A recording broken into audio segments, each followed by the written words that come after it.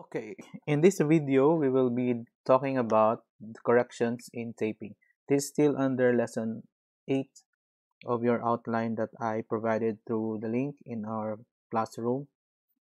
So here are the general rules in applying corrections in taping. So rules in applying corrections to taping. Number 1, when a line is measured with a tape that is too long, the corrections are applied to the observed length by adding. Okay? So first condition or the first rule is for measuring with a tape too long. So we do that by adding. So the second rule is when a specified or required length is to be laid out with a tape that is still too long, the corrections are subtracted from the known length to determine the correct length of the length to be laid out. So what is the difference between measuring and laying out? Siyempre ako din sasagot. When we measure something, the endpoints are already given. For example, I measure the length of this, let's say this block, ito. Okay? So meaning, yung initial point and the terminal point are already given. So we just need to determine the length of this particular block. Diba? So that is measuring. Now, sa layouting naman baliktad. The measurement is first given, then we need to locate the terminal point.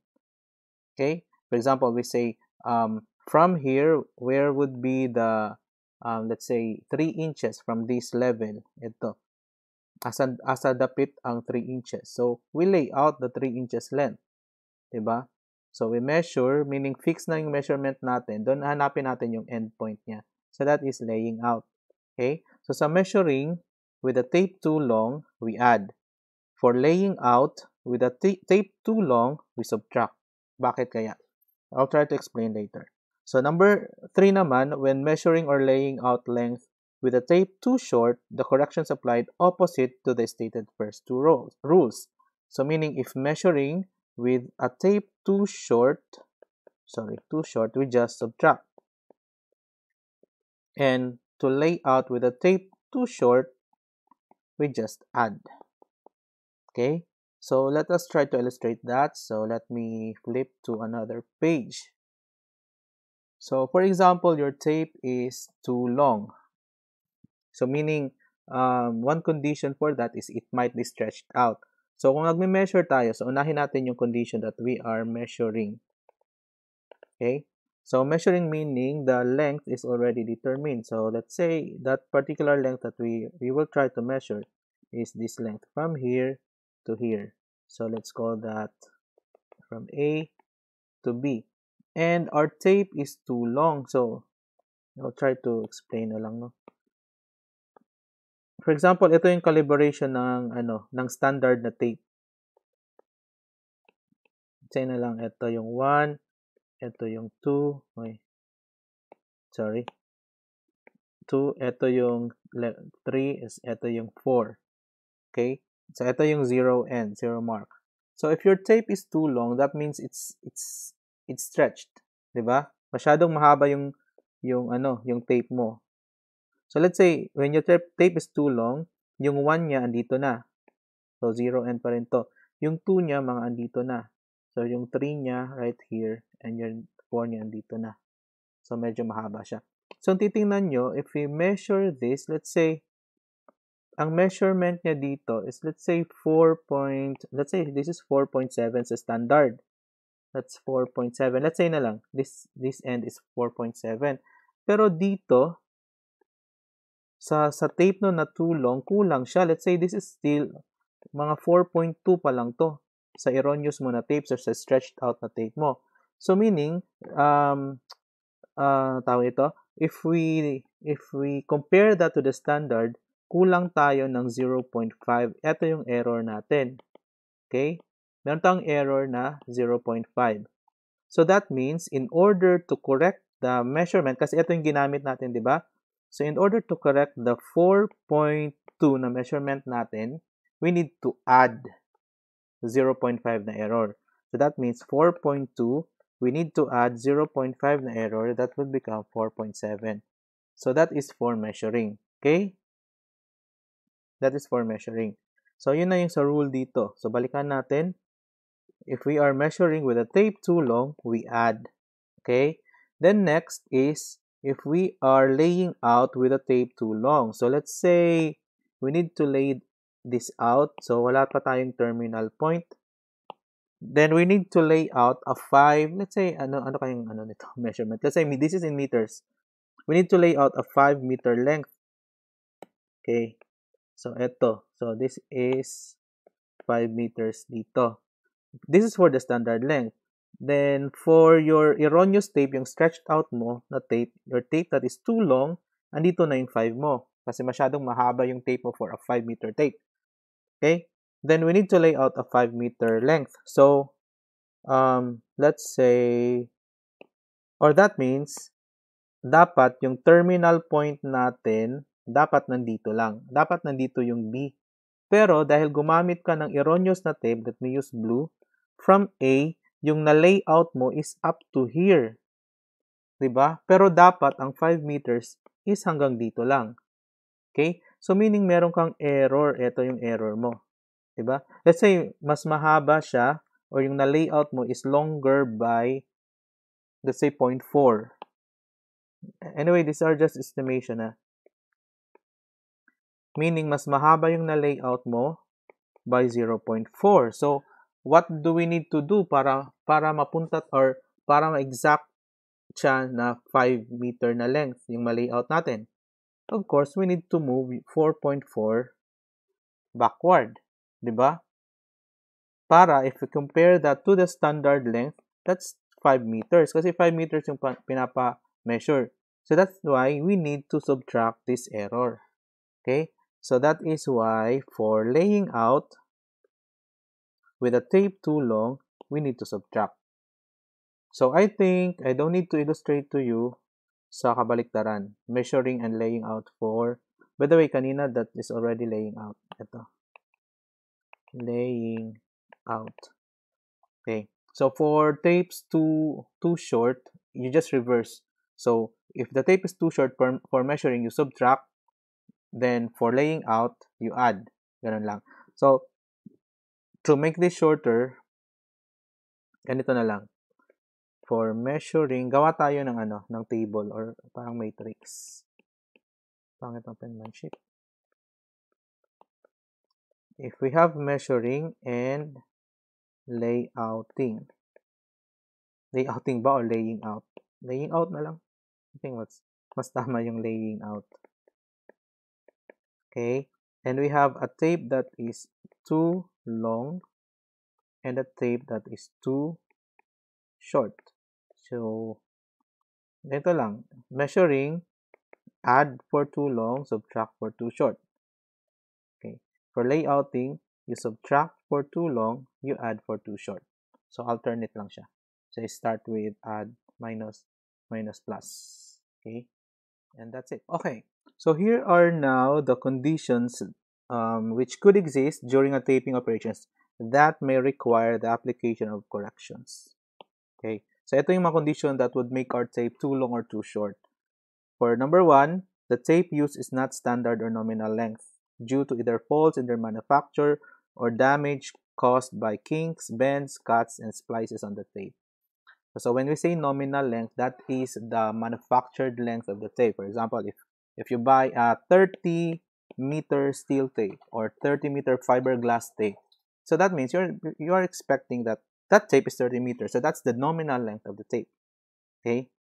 So because of some manufacturing defects, possibly this standard yung length niya. Number 2, the ends of the tape are not held in the same level when breaking the tape. Okay, so I think I illustrated this in the previous lesson.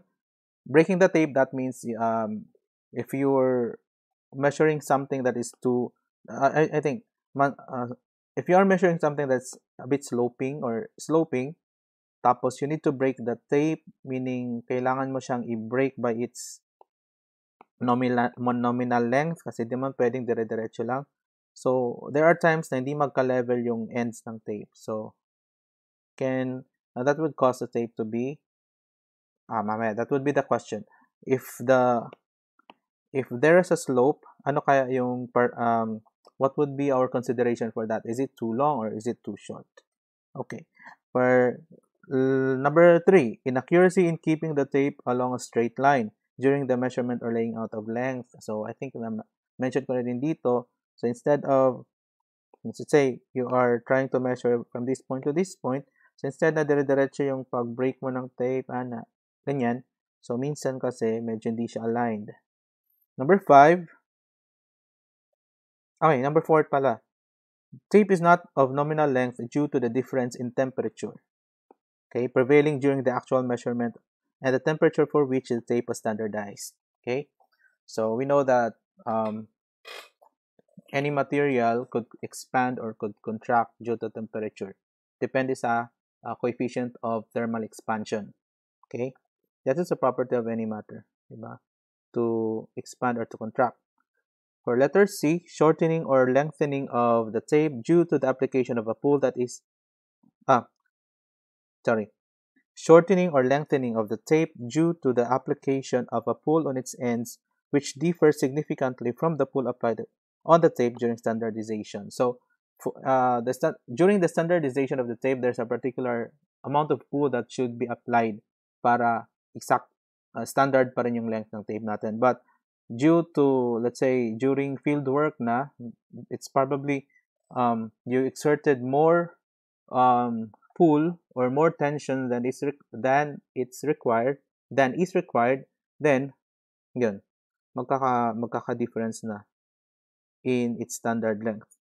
And number 6, distance between the endpoints of an unsupported length of the tape is less than the specified nominal length due to the effects of sag or a strong blowing side wind.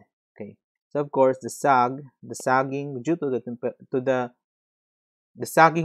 to gravity could also affect the standard length of the tape, and also the strong wind blowing.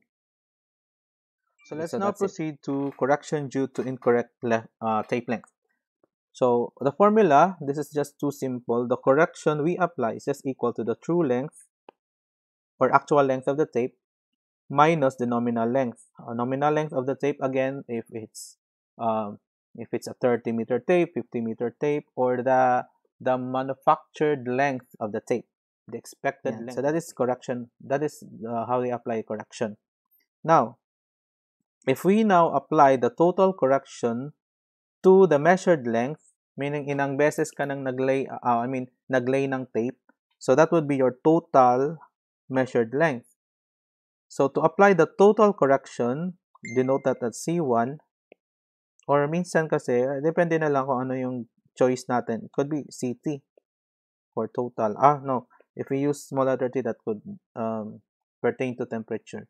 That's why, mas safer. Lagyan na natin yung C1.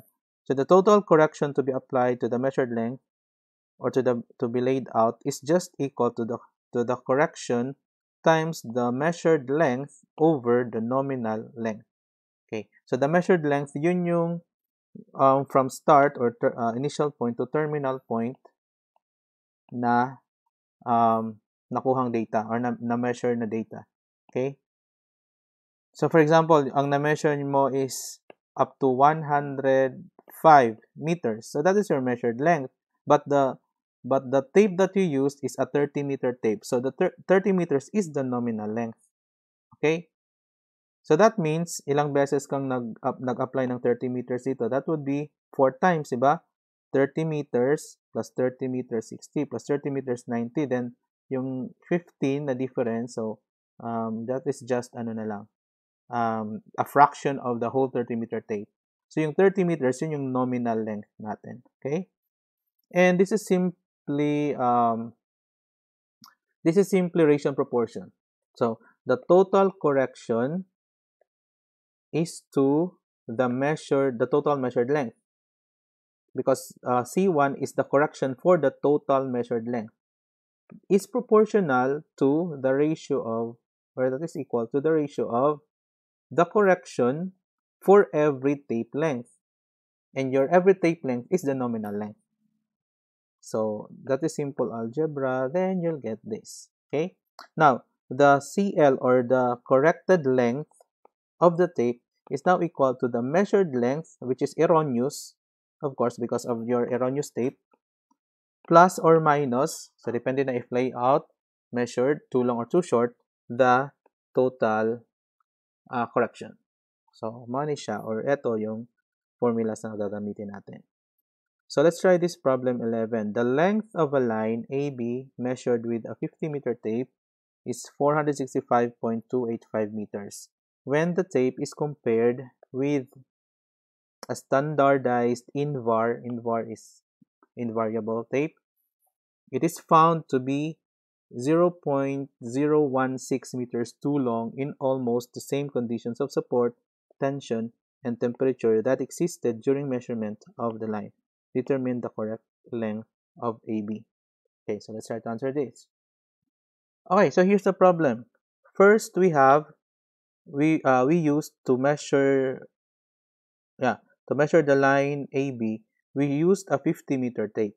Okay, so that means the nominal length of the tape is 50 meters. Sorry, that's 50 meters. And the measurement, or the obtained measurement, is 465.285. Masyadong malaki yung 8 natin. That is our measured length. Yung na-measure natin na length, that's 465.285 meters.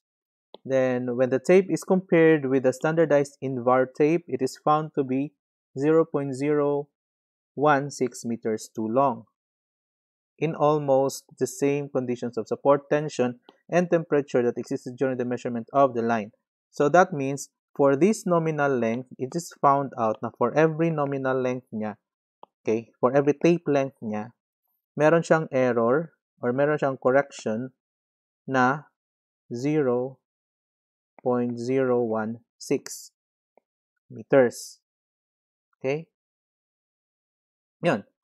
So, yung hinahanap natin is the correct length of the tape. So, what would be the correct length of, the correct length of AB? So, what is the correct length of AB? So, we know that correct length is just equal to the measured length plus or minus the total correction. Okay? And since the total correction, so that would be measured length plus or minus the total correction, that is just correction for every tape length multiplied by the measured length over the nominal length. So, ganun lang naman yung equation natin, di ba? Okay? Then, ano yung gagamitin natin? Is it plus or is it minus? So, tingnan natin yung problem again. What we did was we measured. So, we measured with a tape that is too long. So, what we will do is we need to add the correction. Ulit natin ha. Balikan natin yung rule. When we measure with the tape too long, we add. Okay? So, meaning, the corrected length is now equal to the measured length, which is 465.285 meters, plus the correction, which is 0.016 meters, times the measured length, which is 465.285 meters, divided by the nominal length, which is 50 meters. Then that would be our corrected length. So, using a calculator, so with this calculator, we'll have 465.285, then plus 0.016 multiplied by 465.285, sorry, 0.285 divided by 50. Then, sorry, hindi na shift solve. Okay, so that would be our answer. That's 465.434 meters. That's it. Okay, let's solve this next problem. Problem 12.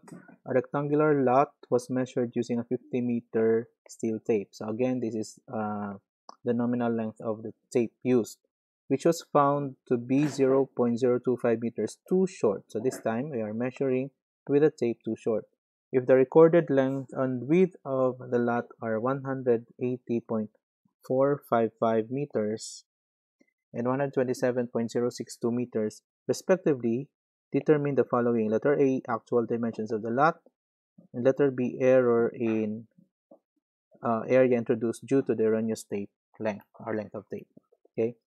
So, medyo madali lang, ganun pa rin. So, first, that as write muna na given. Okay, so first, the nominal length, we are measuring with a nominal length, so that's nominal length, that's equal to 50 meters. That's a 50-meter tape. Tapos, what's next? For the measured length of the tape, L na lang, measured length, or yeah, ML. Measured length of the tape is 180.455 meters, and the measured width of the tape is 127.062 meters. Okay, and the correction is 0.025 meters, and this is too short. Okay, ayan. So first, let us determine the corrected length of the tape. So that is measured length. Okay, and since we are measuring and with the tape too short, we are measuring with tape too short, we need to subtract. So that would be correction times the measured length over the nominal length. Okay, so the corrected length, or the correct length now, is equal to 180.455 minus 0.025 times 180.455 over 50. Okay, so that is now our corrected length. So using a calculator again, we will have 180.455 minus 0.025 times 180.455 over 50, and that is our CL, 180.365 meters. Now let us solve for the corrected width of the lot. So for the corrected width, so that's measured width minus the correction of the tape times the measured width over the nominal length of the tape. So that would be equal to, and then yung given natin, 127. So 0.062 minus 0.025 times 127.062 divided by 50. There. So 127.062. Okay, so yun. Sorry. 127. Yan pala. So 127.062. Okay. So that means this is 126.998 meters. Okay? So that is the corrected width. So therefore, the true area, ano pa bang hinahanap? Sige, compute mo natin yung true area. So that would be 180.365 times, siyempre, area is just, if it's a rectangular lot, it's length times width lang. 126.998. So the true area of the lot is 180.365 times 126.998. So we'll have 22,905.994 meters. That's the true area. Now, if ang error na, if we want to compute the error in the area, so erroneous area minus true area na lang, or pwede ding baliktad. Anyway, let's just get the absolute value of the area. Kasi if the tape is too short, that means mas maliit pa dapat yung area than what was measured. Okay? Kasi because the tape is shrink, so mas mahaba yung mga, or mas malaki yung value sa actual value na nakuha mo. Okay? So that means yung error in the area is equal to, so let's start with the erroneous area. 180.455 times 127.062, and i-minus natin sa correct area, 365 times 126.998. So that would be the error in the area. So gamit tayo ng calculator again. Okay, so we'll have a difference of 22.979 square meters. Oh, sorry, this should be square meters yung area natin. Okay, so that's our answer. So let's proceed to this next problem. Problem 13. A building 38 meters by 45 meters is to be laid out. So this time we are laying out with a 50-meter long metallic tape. If during standardization the tape was found to be only 49.950 meters, determine the following. Okay. First, A. Dimensions to be laid out using this tape in order that the building shall have the desired dimensions. Letter B. Using the same tape, what should the diagonals read? Okay. So let's answer this one. First, we need to lay out. So, unang-una, determine na yung dimensions ng lot natin. Kailangan yung ma-layout nating building is a 38 by 45 meter building. Okay? We are using tape with nominal length of 50 meters. Pero erroneous siya. Kasi, yung tape pala natin na ginamit is only 49.950 meters. So, what does that mean? We are expecting a tape that is actually 50 meter. But if we compare that tape to the standard length or a standard tape, the 50-meter tape only measures 49.950 meters. So that means that the tape that we are using is actually too short. Okay? So meaning our tape, or we are asked to lay out. We need to lay out with a tape too short. So, ano yung ano natin? How would we apply the correction? Layouting and too short. So, we need to add, right? Ano yun? Measuring, layouting, too long, too short. Plus, minus, minus, plus. So, ito siya, layouting and too short. So, we need to add. Okay? Yan. So, erroneous yung tape natin. It's too short by 50 minus 49.950. So that would be by 0.05 or by 50 millimeter or by 5 centimeters. Tama ba? Okay. Okay, it's too short by 50 millimeters or 5 centimeters. Okay. So we need to lay out. So how do we do this? So the measured length now, let's say this is the length and this is the width.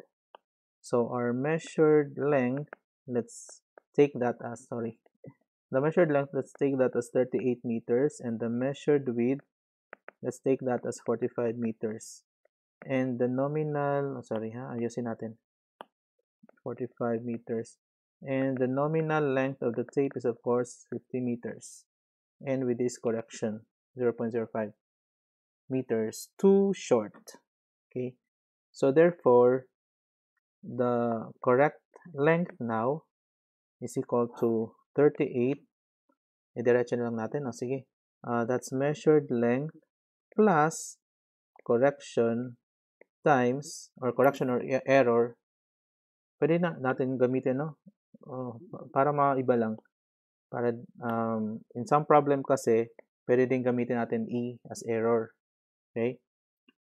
Plus error times measured length over nominal length. So the corrected length is equal to 38 plus 0.05, 0.050 times 38 over 50. Okay. So using a calculator again, yan. So we need to measure 38.038. So kailangan natin i-extend pa yung pag-layout natin. We need to mark the 38 meter mark dun sa 38.038, or we need to extend by 38 millimeter more. Ayan. No? Kasi actually kulang siya sa whole tape length, no? Instead hindi pa naman yung 38 meters, di mo pa naubos yung whole length ng tape. So that's expected na the result is smaller than the error. Ayan smaller than the error. Kasi 50 millimeter yung error, pero since 38 lang naman yung measure natin, so yung error natin dito is only 38 millimeter. Okay, now let's proceed to the correct width that we need to measure. We need to lay out, I mean. So that would be 45. Alagyan muna natin ang formula. That's the measured width plus the error times the measured width over nominal length of the tape. So the corrected width now is equal to 45 plus the error 0.050 times 45 over 50.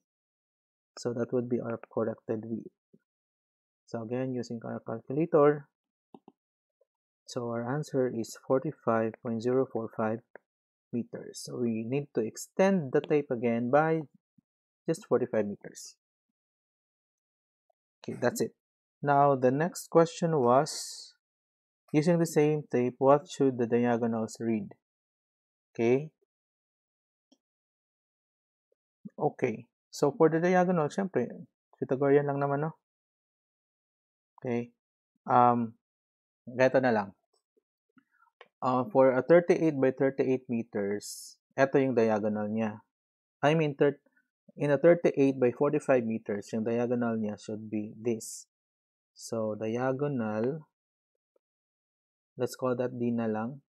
Or kung illustrate natin, let's try to illustrate. Not drawn accurately, ha? So, this is 38, this is 45. So, the diagonal is, let's say, ito lang, drawing natin na diagonal, ito, that one. Okay?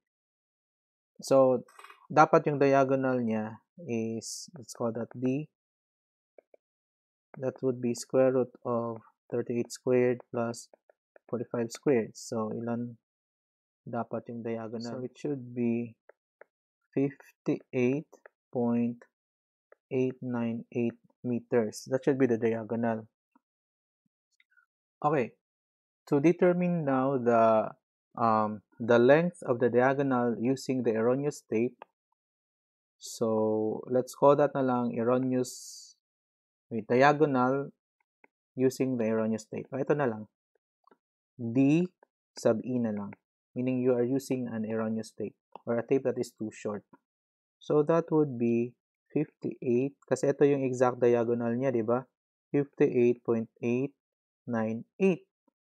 So, gagamitin pa rin natin is laying out pa rin. Laying out pa rin. Okay? So, we need to add pa rin a tape that is too short. So, error is 0.050 times 58.898 over 50. Okay.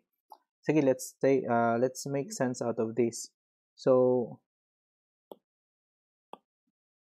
if you have to lay out this length, which should be 58.898, diba? Kailangan ito yung length natin na 58.898.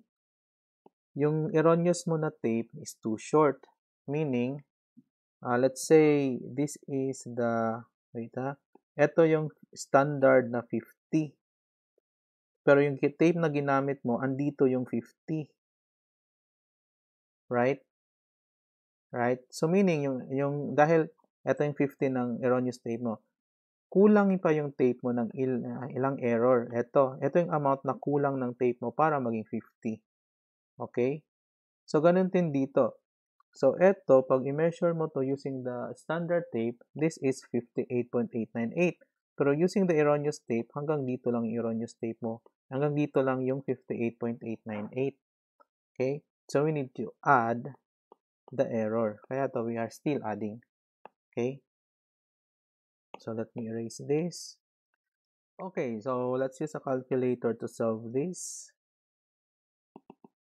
So we have 58.898 plus 0.050 times, times 58.898 over 50. Ayan. So, yung measurement using the tape that is too short is 58.957 meters. So, ito yung answer. Okay, we'll now proceed to our next lesson. This is lesson 9. Correction due to slope. So we have a summary of the formulas for the correction due to slope. So for gentle slopes, we have this. For steep slopes, meaning ranges from 20% to 30% na slope, we'll use this formula. And for very steep slope, these are for slopes of greater than 30%, we'll have this formula. Okay, now how do we derive these formulas, or how did we come up with these formulas? Examples, we have 2 points in the ground, A and B. So medyo exaggerated lang yung drawing natin just to illustrate how this was derived. Okay, so point A and B is on a ground that is not level, meaning they have different elevation.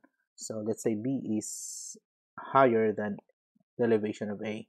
Okay, so meaning if we lay the tape, hindi natin siya we did not measure this horizontally, or we did not lay the tape horizontally. Ito yung ma-measure natin. Sloping yung ma-measure natin. So let's call this distance as S. Okay? But the true horizontal distance between A and B is dapat ito. We'll call that D. Okay? So meaning, kung itong S natin, we'll swing it here. So ito din yung value ng S. Parang radius ba? So this is the value of S. So meron siyang difference na ito from here to here. We call that the correction due to the difference in elevation H. Okay? So ito yung difference ng elevation niya, which is H. Okay? So from this illustration, simple lang naman na Pythagorean. So now by Pythagorean theorem, we could say that S squared is equal to H squared plus D squared. So solving for H squared, we'll have S squared minus D squared. Okay? So if you notice here, actually, the correction CH is S minus D. Okay? So isulat muna natin dito ha. C sub H is S minus D. And manipulating this, we'll have, this is just sum and difference, diba? Ang factored form niya, S plus D and S minus D. And S minus D is CH. So H squared is equal to S plus D times C sub H. So solving for C sub H, or correction due to slope, that's equal to H squared over S plus D. Now for very gentle slope, slopes, meaning kasi eto exaggerated lang kasi yung drawing natin.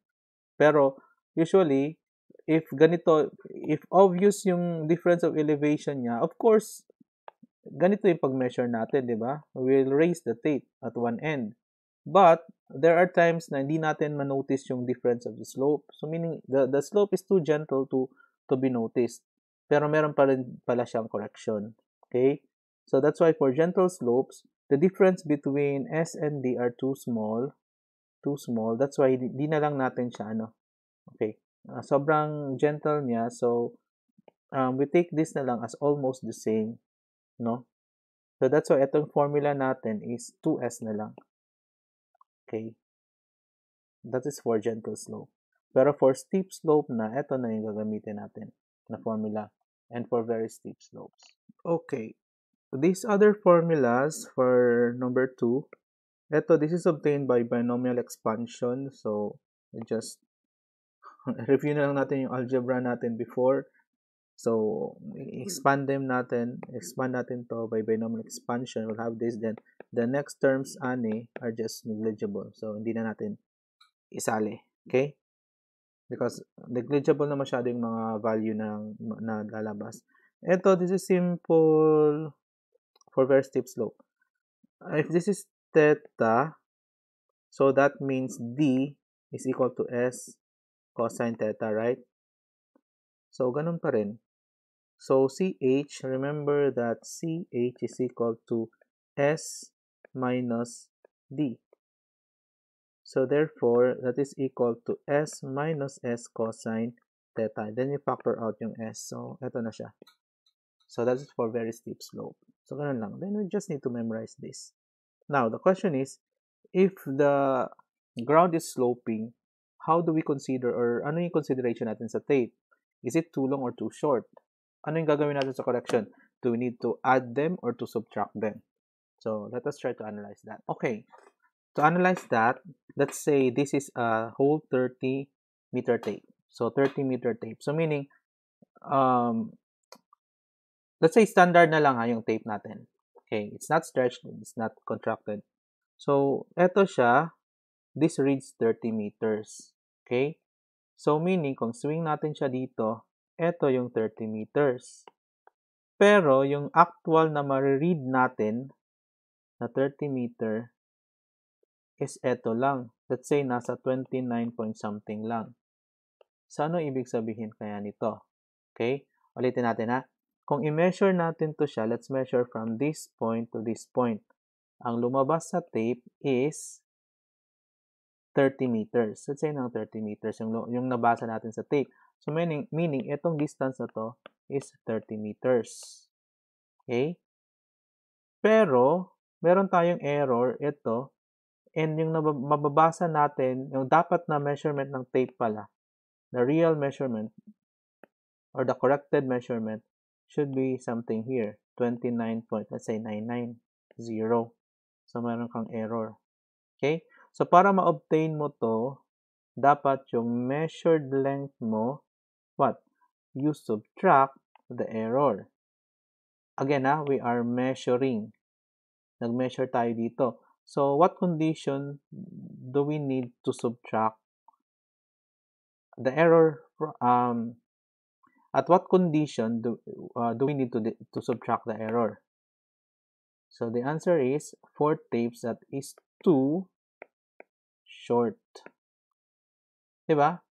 Measuring and subtracting, that's too short. So, meaning, pag sloping yung ground natin, the consideration is parang nag-shrink yung natin. Nag-shrink yung tape natin. Diba? Kasi imbis na 29.9 pa lang yung measurement niya, na-reach agad niya yung 30 sa tape. Okay?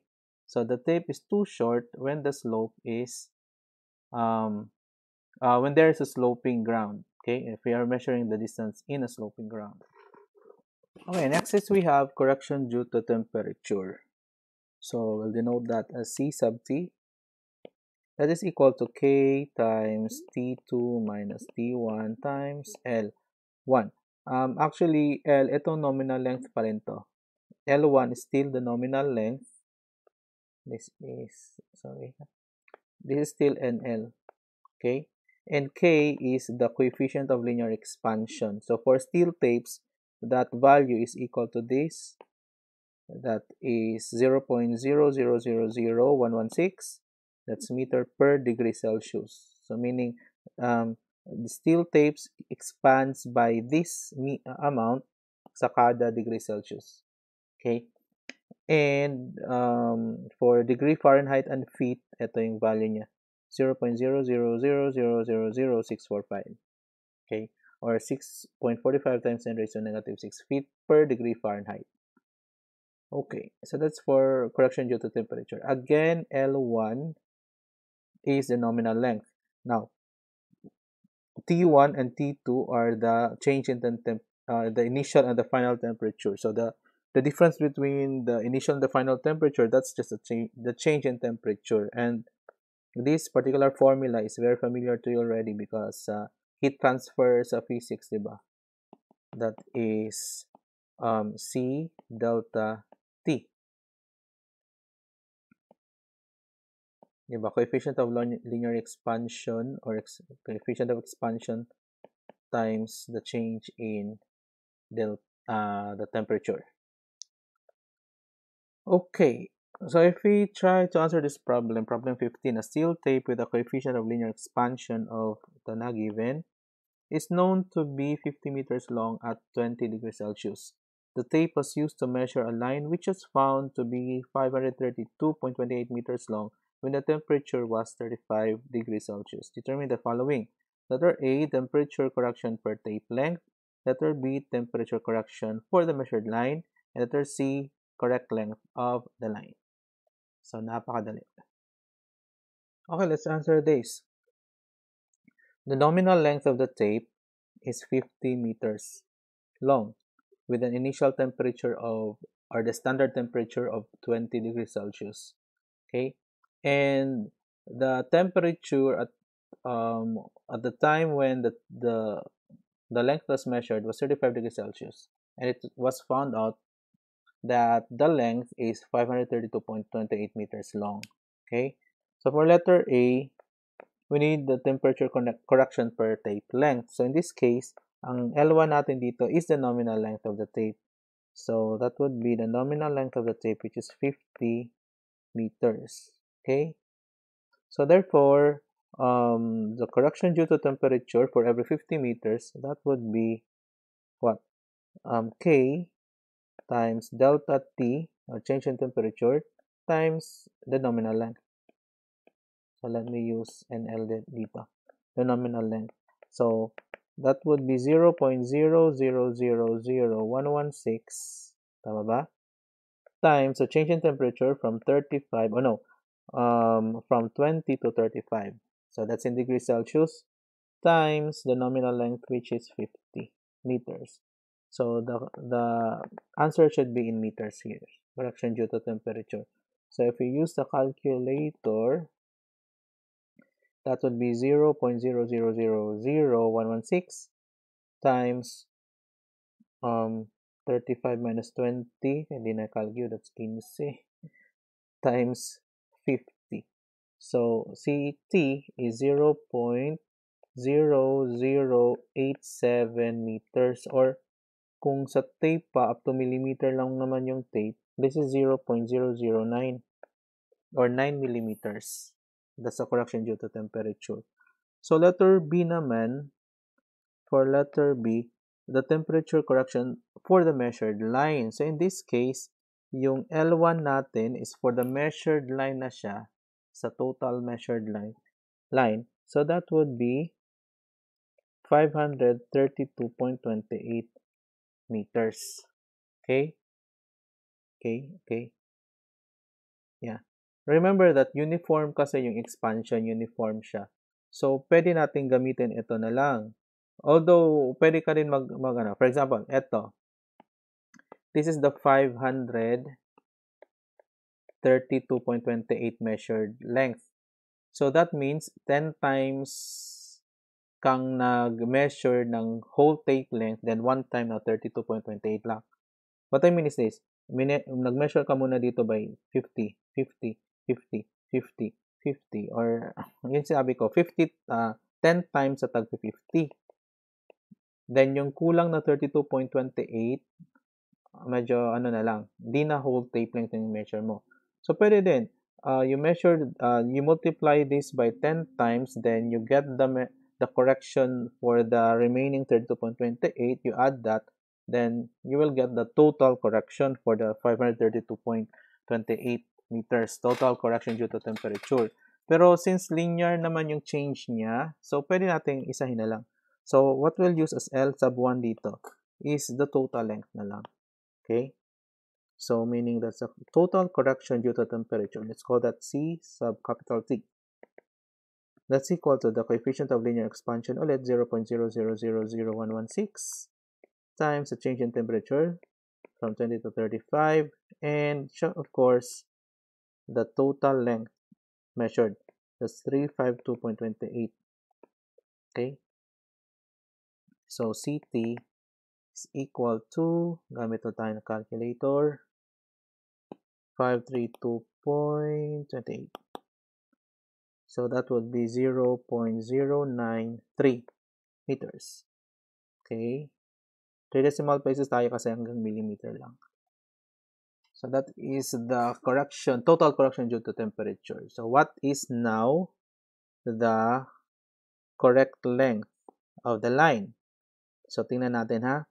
What we did was we measured using a tape na nag-expand. So, meaning our tape is too long and nag-measure tayo. So, too long, measure, that means we need to add. Okay? Okay, we need to add. So, the correct length or the true horizontal distance now is equal to the measured length. Then we need to add plus the correction, total correction due to the temperature times the measured length over the nominal length. Pwedeng ganon. Okay? Oh, no, sorry. Ito, if we use the correction for every 50 meter tape length, pero meron na tayong correction for the whole total length, di ba? Meron naman tayong correction for the measured length sa lahat, which is 0.093. So, we just need to add. Ayan pala. So, that would be plus the correction due to temperature. The total naman eh. So, that would be 532.28. Yusin natin. 532.28 plus 0.093 meters. So, using a calculator again. So, the true horizontal distance of the line is 532.373 meters. That's the answer. That's it. Okay, now let's proceed. Let's proceed to correction due to pull. So we have this formula, C sub P, meaning correction due to pull, is equal to P sub 2 minus P sub 1 times L sub 1 all over A over E. So ano to siya? So ito, this is a pull correction. P2 is the actual pull during measurement. So ito siya. P1 is the applied pull for the standard length of L1. So pares to siya. Ito yung standard pull for the standard length L1. Okay? Or no, it could be nominal length. Okay? So nominal length, so what is the standard pull for the nominal length? A is the cross-sectional area of the tape. So when you say cross-sectional area, so if this is the length of the tape, if you cut the tape right here, ayan, so ito yung cross-sectional area ng tape. Ito yung calibration niya. Okay, so this is the cross-sectional area. E is the modulus of elasticity of the tape. So the modulus of elasticity that determines how elastic the tape is, how it's it could be readily stretched or not. Okay, this formula is actually may encounter nyo to sa strength of materials under stresses. Okay, let's try this problem. Problem 16. A 30-meter steel tape, so that should be steel, not steel, weighing 1.45 kilograms. Actually, weigh sinabi pero binigay lang is mass. Anyway, yung mass dito is maka-cancel out. You'll see that later. A standard length under a pull of 5 kilograms supported for full length. The tape was used in measuring a line 938.55 meters long on a smooth, level ground under a steady pull of 10 kilograms. Assuming E, or the modulus of elasticity, as 2.0 times 10 raised to 6 kilogram per square centimeter, and the unit weight of steel to be 7.9 times 10 raised to negative 3. So, wala siyang ano. Wala. This should be in kilogram per centimeter cube. Okay. Determine the following cross-sectional area of the tape, correction for increase in tension, and correct length of the measured line. Let's try to answer this. Now, let's try to answer this. First, the cross-sectional area of the tape. So, yung given dito is, we have, asan ba? we have this. This is the unit weight of the steel. So unit weight is actually weight over volume. Okay? So the unit weight, let's call that gamma na lang. Gamma is equal to 7.9 times 10 raised to, this is for letter A, ha? Raised to negative 3. That's in kilogram per cubic centimeter. Okay? Okay. So yung weight na sinasabi natin is actually in kilograms lang. Okay, wait ha. Cross-sectional area of the tape. Then the area, ayan. So that is equal to the weight of the tape, okay, the 50-meter tape, divided by the volume of the tape. So volume is just, okay, kung i-drawing natin yung tape, ito yung tape, no? The volume of the tape is just equal to this area times this whole length of the tape, diba? And the tape is 50 meters naman. So therefore, the volume of the tape, the total volume of the whole tape length na ginamit natin is this cross-sectional area times the length. So that is just 50 meters. Oh, 50 meters, that would be times 100. So 5,000 centimeters times the cross-sectional area of the tape. Okay? Then what else? The steel tape, eto, the steel tape, sorry, the tape is only 30 meters. Sorry. We are only using a 30-meter tape. So this is 3,000 lang dito. Wrong spelling. 3,000 centimeters siya. Total. No? Okay. So, asa na tayo? So, 1.45 yung weight niya. So, etong weight dito is 1.45. So, from there, pwede natin makuha yung cross-sectional area of the tape in centimeters squared. So, using our calculator, we'll have 7.9 times 10 raised to negative 3.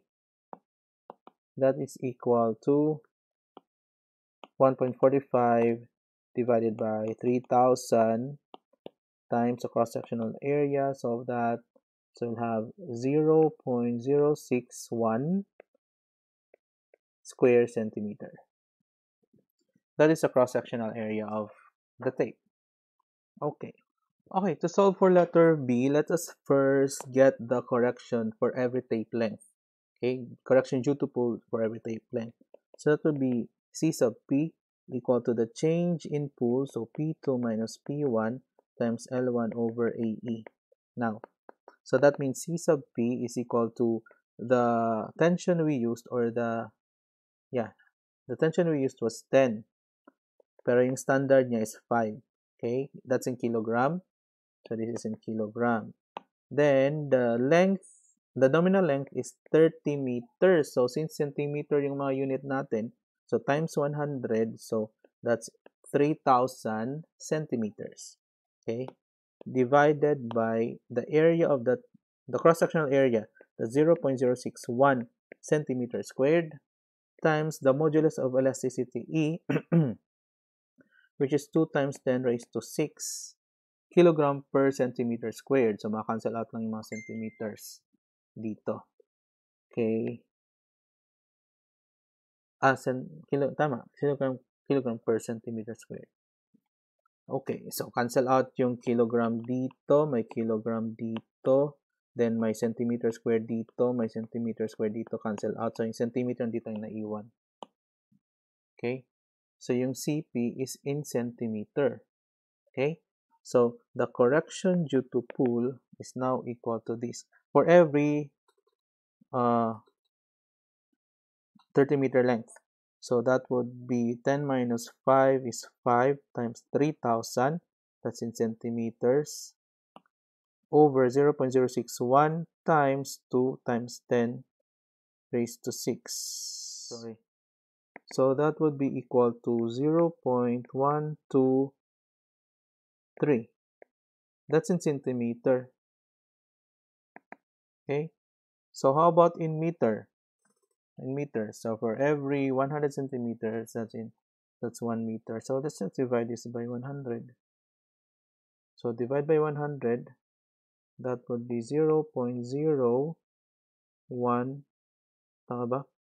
0.00123 meters. So that is the correction due to pull for every tape length. So therefore, the total correction due to pull is just equal to, by ratio proportion, ito na lang. Total correction due to pull is to the measured length, the total length na measure, I think 900 plus.